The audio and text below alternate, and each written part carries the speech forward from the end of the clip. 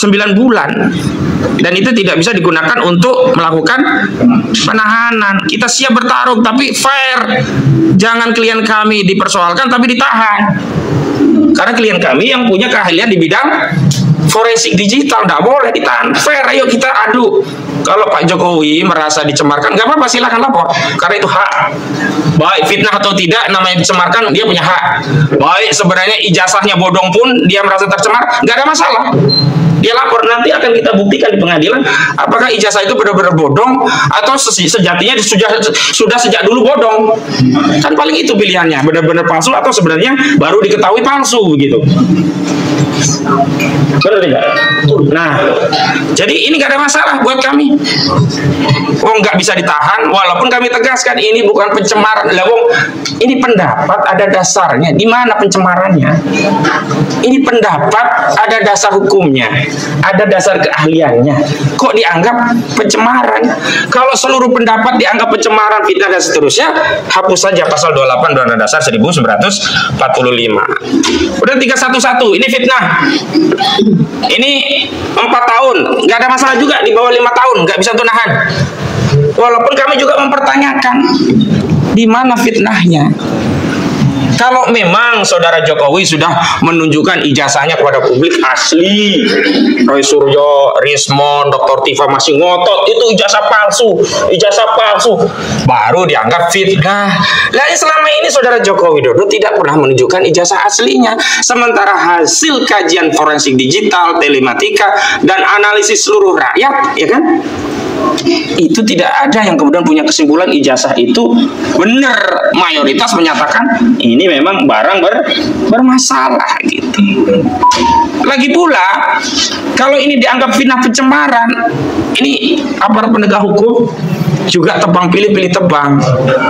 Baik di kasus pasal 160-nya tadi, juga di kasus ini Pak Jokowi juga pilih tebang pilih. Kenapa? Kenapa Pak Jokowi hanya melaporkan klien kami? Mohon maaf Pak Jokowi, hari ini yang menyatakan ijazah Pak Jokowi itu palsu hampir seluruh rakyat Indonesia, jutaan rakyat Indonesia. Kalau nggak percaya, buka aja TikTok sebentar aja, lihat siapa yang ngomong ijazah itu dipersoalkan, dianggap palsu. Buka aja YouTube, buka aja Facebook, buka aja Instagram. Wah, jutaan orang yang menyatakan ijazah saudara Joko Widodo palsu. Tapi kenapa hanya 4 orang yang dilaporkan Pak Jokowi? Oh, itu kan yang memicu. Enggak bisa, hukum itu bukan hanya melakukan perbuatan, yang turut serta pun harus ikut diseret. Karena ada pasal 55 ayat 1 ke 1 KUHP. Biasanya polisi seneng banget tuh pakai pasal 55 ayat 1 ke 1 KUHP. Enggak ada urusan pun ditarik-tarik. Oh, ini turut serta perbuatan. Tapi dalam perkara ijazah palsu ini kenapa dipilih hanya 4 orang? Kenapa nggak seluruh rakyat yang hari ini menyatakan ijazah saudara Joko Widodo palsu itu juga dibikin LP gitu loh? Bikin aja LP seluruh polisi di seluruh Indonesia, kan bagus. Perkarakan saja seluruh rakyat Indonesia, kan bagus.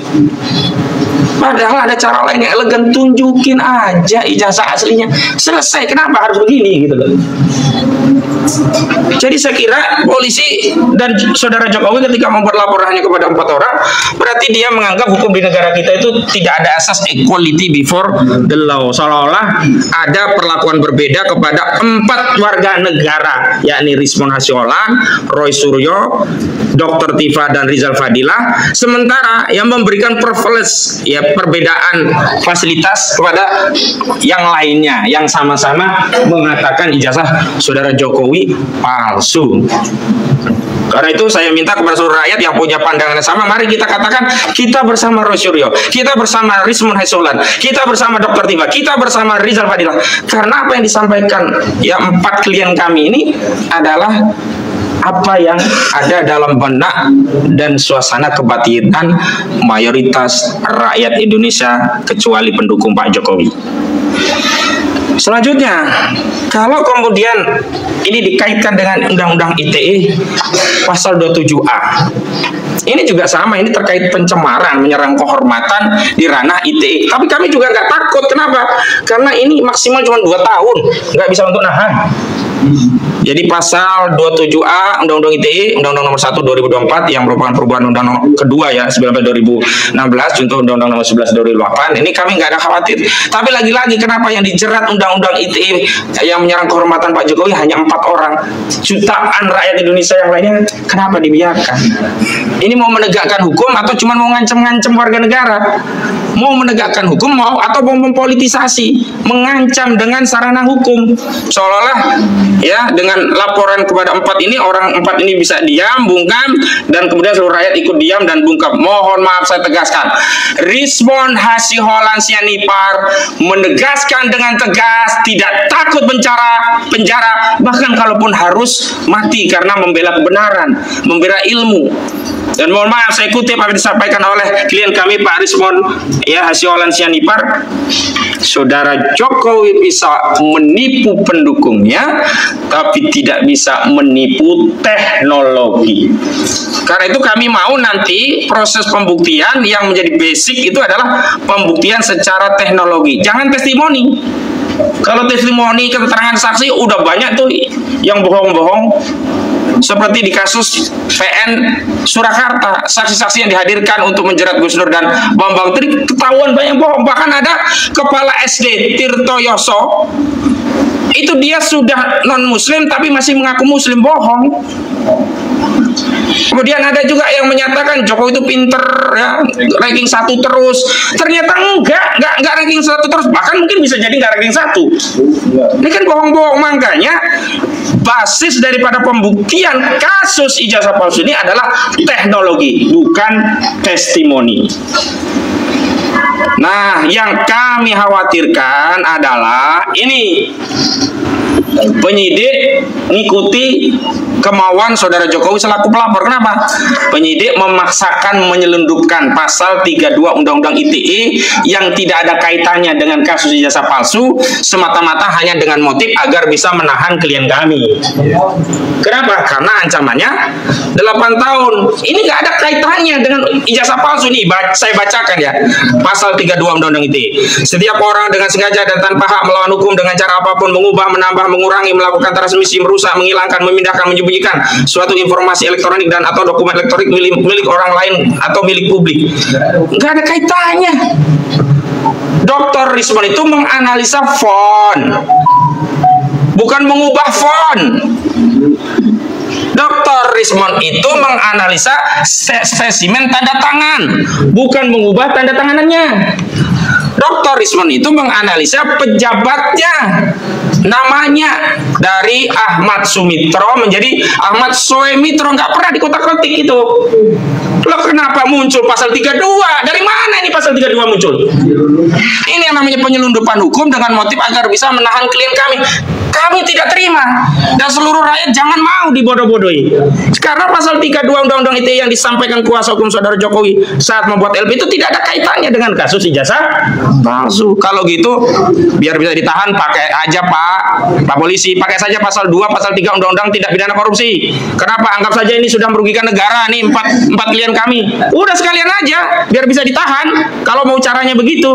Tapi kan kita tidak begitu. Kita ini mau bernegara dengan benar, berhukum dengan benar, menegakkan hukum dengan mengikuti proses dan prosedur hukum yang benar, mengikuti doktrin-doktrin hukum dan juga jurisprudensi yang sudah ada. Jangan bikin aturan sendiri. Oke, kalau dalam putusan MK nomor 90 itu membuat norma yang aneh yang membuat Saudara Gibran Rakabuming Raka bisa nyalon wakil presiden dan terpilih, udah oke lah, itu silakan, udah terjadi. Tapi dalam kasus ini kami tidak terima. Jangan sampai ada penyelundupan hukum dengan motif untuk menahan tersangkanya, pasal 32. Kemudian yang kedua, pasal yang diselundupkan lagi, pasal 35. Pasal 35 pun sama, ini 12 tahun ancamannya. Karena di dalam KUHP, Kitab Undang-Undang Hukum Acara Pidana, syarat untuk menahan itu ada 2 syarat, syarat objektif dan syarat subjektif. Nah, syarat objektif salah satunya adalah kasusnya itu minimum ancamannya 5 tahun penjara. Nah ini sudah 12 tahun, berarti bisa ditahan gitu loh. Coba pasal 35 ini, dalam pasal 35 ini bahwa setiap orang yang melakukan penciptaan informasi elektronik atau dokumen elektronik agar dianggap seolah-olah data itu dianggap otentik, diancam pidana menjadi 12 tahun. Anggap saja ini memanipulasi data informasi elektronik. Gak ada yang memanipulasi, mengubah bentuk, mentransmisikan dan sebagainya. Gak ada. Yang ada menganalisa font hurufnya kok Times News Roman, spesimen tanda tangan Pak Ahmad Sumitro kok beda dengan yang dimiliki anaknya di ijazahnya. Ahmad Sumitro kok namanya menjadi Ahmad Soemitro. Skripsinya kok masih bagus, spesimennya juga Times News Roman, kok nggak ada lembar pengesahan kosong begitu loh. Itu nggak ada yang mengubah bentuknya cuma kayak gitu. Bentuknya bermasalah, dianalisa masalahnya sesuai kepakarannya. Nggak ada di pasal 35. Kok bisa dipaksain pasal 35 dilaporin? Kalau begitu kan jelas targetnya apa? Nahan. Karena dengan dimasukkan pasal 35 itu bisa dijadikan syarat untuk menahan. Sekali lagi, jangan diulangi kasus kriminalisasi Gus Dur dan Bambang Tri. Ingat dulu Gus Dur dan Bambang Tri, ya kan? Itu juga sama membuat mubahalah tentang ijazah palsu Jokowi.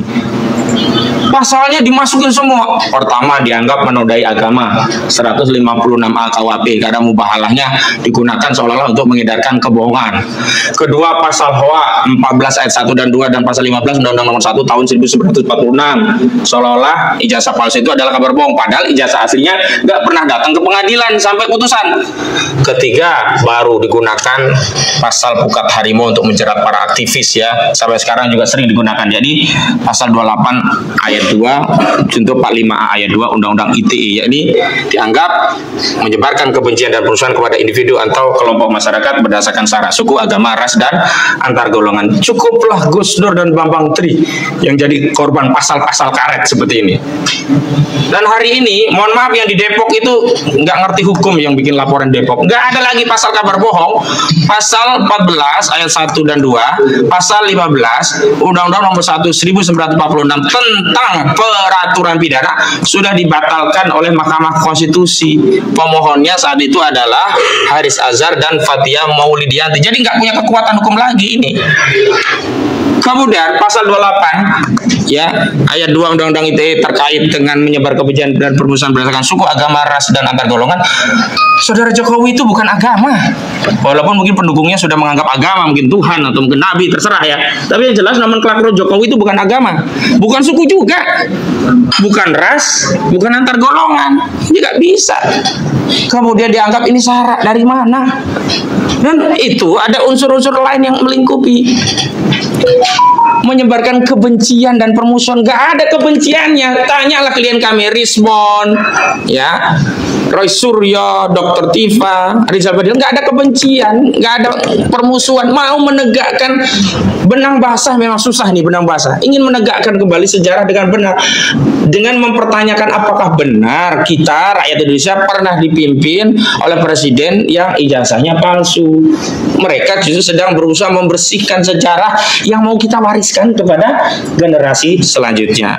Saya kira itu penegasan dari saya selaku koordinator. Selanjutnya ada tim yang lain. Yang pertama kami persilahkan rekan kami Bu Kurnia Triroyani untuk menyampaikan pandangannya. Kami persilahkan Bu. Bismillahirrahmanirrahim. Assalamualaikum warahmatullahi wabarakatuh. Tentu saja mutlak dan absolut pertama-tama dan di atas segala-galanya berterima kasih kepada Allah Subhanahu wa taala atas segala rahmatnya, ya, apapun juga peristiwa yang menjadi hikmah bagi kehidupan ini. Termasuk di antaranya pada pagi hari ini kita bersama-sama dalam sebuah konferensi pers untuk keempat daripada klien kami, yaitu Dr. Roy Suryo MKes, kemudian Dr. Ing Risman Hasiholan Sianipar ST MT MN, dan Dr. Tifauzia Tiasuma MSc serta Rizal Fadilah SH. Saudara-saudara sebangsa dan setanah air, sudah dijelaskan secara gamblang oleh rekan kami Advokat Ahmad Qasiduddin SH bahwa sebenarnya pelaporan-pelaporan tersebut diantaranya di Jakarta Selatan, Jakarta Pusat, dan Polda Metro Jaya itu tidak lepas kaitannya dengan peristiwa kunjungan kami bersama klien tersebut ke UGM yang diterima baik di UGM, serta juga ke Solo yang merupakan alamat daripada rumah Bapak Joko Widodo, Kutai Utara nomor 1, dan semuanya terjadi dalam kondisi baik, ya. Bapak Ibu sekalian, kami ingin menyampaikan bahwa sesungguhnya menyatakan pendapat di muka umum secara lisan maupun tulisan, berserikat dan berkumpul itu adalah merupakan hak konstitusional, sehingga akan sangat aneh dan jahat apabila hal tersebut dikriminalisasi. Terlebih klien-klien kami tersebut adalah orang-orang yang memang kompeten di bidangnya, sehingga seperti yang dikatakan rekan Ahmad Qasiduddin tadi, di mana letak daripada fitnah serta pencemaran nama baiknya. Kami ingin mengatakan bahwa sudah waktunya polisi berbenah diri untuk tidak serampangan menerima segala bentuk pelaporan-pelaporan yang sesungguhnya pelapor tersebut tidak lebih daripada orang-orang yang disewa untuk melaksanakan sesuatu yang disebut dengan nabok nyilih tangan. Meskipun akhirnya keluar juga Bapak Joko Widodo untuk menyampaikan laporan sendiri. Dan sekali lagi, kami secara keseluruhan tim advokasi anti ijazah bodong selamatkan legasi sejarah bangsa Indonesia ini, menganggap ini sebagai sebuah blessing, ya. Inilah setelah perjuangan sedemikian lama, ya tentu saja bersama TPUA dari tahun 2022 merupakan rangkaian peristiwa penegakan keadilan dan kebenaran secara terus menerus tanpa kenal lelah, yang akhirnya sampailah kita di tahun 2025 ini dalam kondisi seperti yang kita lihat pada saat ini.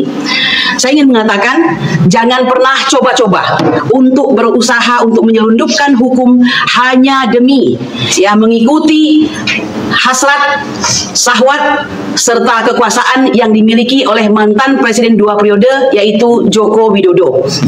Mengapa kami katakan demikian? Karena ini akan semakin membuat masyarakat hilang kepercayaan kepada lembaga kepolisian.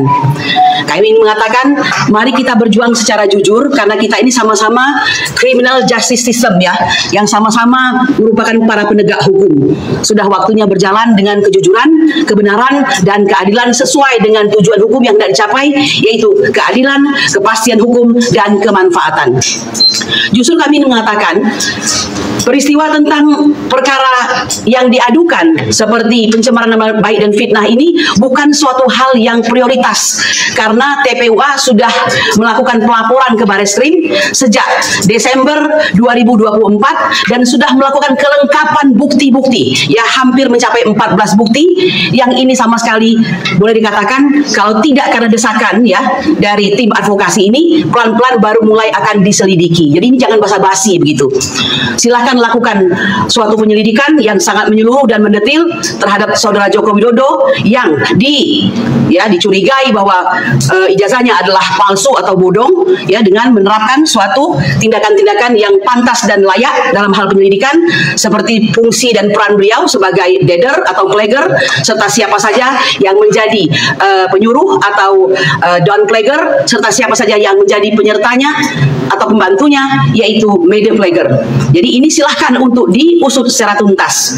Saya kira sudah waktunya berbenah diri dan meletakkan hukum adalah sebagai panglima. Lebih daripada itu, tugas kami sebagai advokat tidak lebih dan tidak kurang sebagai penegak hukum. Kami dilindungi oleh Undang-Undang Advokat Nomor 18 Tahun 2003, tepatnya pada pasal 16, di mana setiap advokat itu dalam melaksanakan tugasnya dengan itikat baik tidak bisa dipidana dan diperdatakan, ya, dalam maupun di luar daripada pengadilan. Dan ini diperkuat lagi dengan pasal 5 ayat 1 bahwa profesi sebagai pengacara adalah profesi yang mandiri dan bebas terlepas dari intervensi siapapun. Nah, oleh karena itu kami ingin mengatakan kali ini harus berbeda, ya, harus berbeda. Tidak ada lagi orang yang senantiasa dengan kekuasaannya menjadikan negara ini sebagai mahstat dan bukan restat. Ya, sudahilah. Mohon maaf ya kepada saudara Joko Widodo, pada saat menjadi presiden Anda menyusahkan rakyat, dan setelah Anda menjadi rakyat Anda menyusahkan presiden dan rakyat. Saya kira demikian yang bisa saya sampaikan. Kami ingin agar bangsa ini tercerahkan, ya. Jangan lupa pencemaran nama baik serta fitnah adalah pasal-pasal yang digunakan untuk memberikan suatu pembungkaman kepada para penegak keadilan, ya. Dan ini tidak lebih daripada chilling effect atau penyebaran rasa takut, dan itu adalah bagian dari kejahatan, ya. Kalau di pers itu mungkin masuk dalam kategori sebagaimana tindak pidana yang diatur pasal 18 ayat 1 Undang-Undang Pers nomor 70 tahun 1999. Jadi demikian yang saya sampaikan. Marilah kita bangsa ini kapok untuk senantiasa merusak hukum. Dari tim advokasi anti ijazah bodong, selamatkan legasi sejarah bangsa Indonesia, kami ingin memulai Indonesia yang bersih. Subhana rabbika rabbil izzati amma yasifun, wa salamun alal mursalin, walhamdulillahi rabbil alamin. Waalaikumsalam warahmatullahi wabarakatuh. Terima kasih Bu Kurnia Triroyani, dan memang flashback sejarah ya. Napaktilas TPUA